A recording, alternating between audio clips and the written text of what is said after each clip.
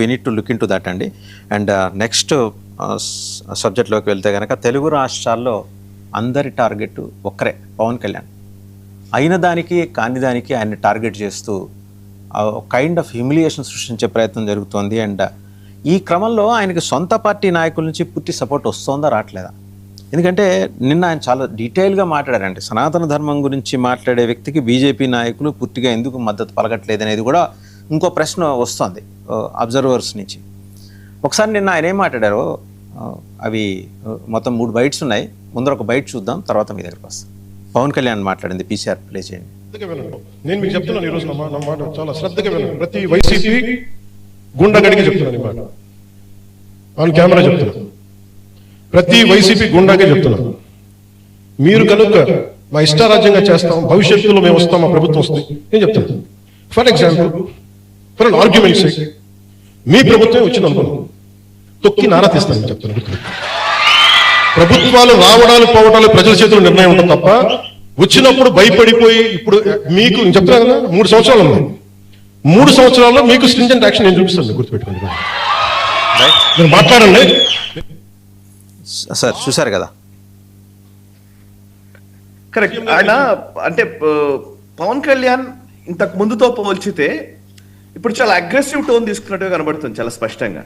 కొంచెం అంటే ఆయన మొదటి నుంచి కూడా ఒక అగ్రెసివ్ మనిషే, కానీ మధ్య మధ్యలో ఒక్కొక్కసారి ఆయన కొంచెం కామ్ అయిపోతూ ఉంటారు. But now past few weeks few months నుంచి ఆయనకు ఎక్కడో లోపల నుంచి ఒక ఆవేదన, ఒక ఆవేశము ఆయన ఏదో నడిపిస్తున్నట్టుగా కనబడుతోంది. ఫర్ ఎగ్జాంపుల్, ఈవెన్ సనాతన ధర్మం కావచ్చు, లేకపోతే ఇప్పుడు జరుగుతున్నటువంటి విషయాల మీద కావచ్చు.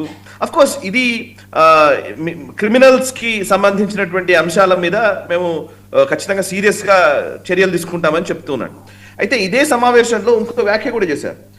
నేను ఎంతకాలం నేను ఒక్కడిని కొట్లాడుతూ ఉండాలి, ఇక్కడ అందరూ అటాక్ చేస్తున్నప్పుడు నా పైన నాకు సపోర్ట్ ఇవ్వడానికి ఎమ్మెల్యేలు, ఎంపీలు లేదా మనకున్నటువంటి ఒక సిస్టమ్ ఎందుకని స్పీడ్ గా స్పందించట్లేదు అనేది ఒక వ్యాఖ్య చేశారు ఆయన. నేను అది యాక్చువల్లీ ఎక్కడో విన్నాను, వేరే ప్రాంప్ట్ రావడం వల్ల. నాకు అది చూసినప్పుడు నాకు అనిపించింది, యాక్చువల్లీ నిజంగానే కదా పవన్ కళ్యాణ్ మాట్లాడుతున్నప్పుడు. మొత్తం పవన్ కళ్యాణ్ అనే వ్యక్తి, ఆయనకున్నటువంటి చరిష్మా, ఆయనకున్నటువంటి అభిమాన గణము, ఆయన ఏది మాట్లాడినా కానీ దాని సంచలనం అవుతుంది. ఆబ్వియస్లీ ఆయన వెంటనే ట్రెండింగ్ లోకి వచ్చేస్తుంది, ఆయన ఇష్యూ మీద మాట్లాడడం మొదలవుతుంది. బికాజ్ ఆయనకు అభిమానుల బలం ఉంది కాబట్టి, లేదా ఒక రకంగా ఆయన సినిమా స్టార్డమ్ వల్ల వచ్చింది కాబట్టి. కానీ ఆయనకు మళ్ళీ సపోర్ట్ బేస్ బిల్డ్ చేయడంలో ఖచ్చితంగా ఇక్కడ సమస్యలు ఉన్నాయి. మీరు అబ్జర్వ్ చేస్తే పవన్ కళ్యాణ్ మాట్లాడిన దానికి మళ్ళీ పవన్ కళ్యాణే రియాక్ట్ అవ్వాలి. సో పవన్ కళ్యాణ్ మాట్లాడిన దానికి రియాక్ట్ అయ్యే ఒక సిస్టమ్ లేనప్పుడు అది ఆర్గనైజేషన్ అనేది స్ట్రాంగ్ అవ్వదు ఎప్పుడు కూడా. ఇప్పుడు మీరు చూసారనుకోండి, నరేంద్ర మోదీ గారు ఉన్నారనుకోండి, ఎనీ లీడర్, ఏ లీడర్ అయినా, ఒక నరేంద్ర మోదీ ఉన్నారనుకోండి, మాట్లాడారనుకోండి, మాట్లాడితే ఆయనకు సపోర్ట్ చేస్తూ ఒక సిస్టమ్ మొత్తం బిల్డ్ అవుతుంది, అయి ఉంటుంది. ఒక మినిస్టర్స్ కావచ్చు, కింద ఉన్నటువంటి స్పోక్స్ పర్సన్స్ కావచ్చు, ఒక ఎమ్మెల్యేలు కావచ్చు, ఎంపీలు, కింద స్థాయి కార్యకర్త దగ్గర నుంచి పై స్థాయి నాయకుడి వరకు మొత్తం అందరూ రెస్పాండ్ అయ్యే విధానం ఉంటుంది.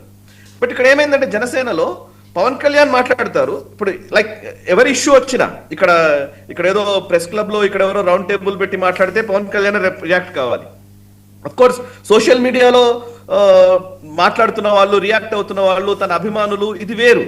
బట్ ఆర్గనైజేషన్ పరంగా ఎందుకో ఒక స్ట్రాంగ్ సెకండ్ లేయర్ అనేది లేకపోవడం అనేది స్పష్టంగా కనబడుతుంది అనేది నా అభిప్రాయం. రెండోది, ఆయన మాట్లాడుతున్నాయని చాలా సెన్సిబుల్ టాపిక్స్, లిటరల్లీ మాట్లాడితే నాకు ఒక అభిప్రాయం ఉంది బాసు గారు. ఐ మీన్ దాన్ని జనాలు ఎంతమంది ఎవరు అంగీకరిస్తారో నాకు తెలియదు, కానీ నాకు ఒక అభిప్రాయం అయితే ఉంది. అదేంటంటే ఆయన సినిమా స్టార్ అవ్వడం వల్ల, సినిమాల నుంచి రావడం వల్ల విపరీతమైన అట్రాక్షన్ గ్రాప్ చేయగలిగారు. ఆయనకు ఒక చరిష్మా ఉంది, ఎక్కడికి వెళ్ళినా కూడా జనాలు ఆయన కోసం ఎగపడతారు, అదంతా ఉంది. At the same time cinema star అవ్వడం వల్లనే ఆయన మాట్లాడే అనేక సీరియస్ టాపిక్స్ నిజంగా ప్రజల్లోకి వెళ్ళట్లేదు. ఒక పొలిటీషియన్ కనుక ఇట్లాంటి వ్యాఖ్యలు చేస్తే చాలా మంది స్టేట్స్ మ్యాన్ గా బిలీవ్ చేస్తారు వాళ్ళని, లిటరల్లీ. అంటే ఆయన జాతీయవాదం గురించి మాట్లాడడము, సనాతన ధర్మం గురించి మాట్లాడడము, లేకపోతే ఈవెన్ క్రిమినల్ యాక్టివిటీస్ గురించి మాట్లాడడము. మొన్న ఒక ఏఎన్ఐ పాడ్కాస్ట్ లో ఆయన మాట్లాడిన ఇంటర్వ్యూ వెరీ, అసలు చాలా అది మెన్షన్ చేశారు ఆయన. ఆ మాట కూడా అన్నారు, ఏఎన్ఐ పాడ్కాస్ట్ లో ఈ మాట నేను చెప్పాను అనే మాట వాడారు, నేను విన్నాను, అది చూశాను. అవునా? ఓకే. అదే ఆయన అన్నమాట కూడా నాకు చాలా ఆశ్చర్యం వేసింది. నేను నక్సలైట్లకి వెళ్ళేవాడిని అండి అని ఒక స్టార్ హీరో నిజంగా చెప్తాడండి, చెప్పాడు ఆయన. అంటే ఆయన ఎంత నిజాయితీగా మాట్లాడాడు అనేది అందులో చూస్తే అర్థమవుతుంది. చాలా నిజాయితీగా ఆ ఇంటర్వ్యూ అంతా నడిచింది.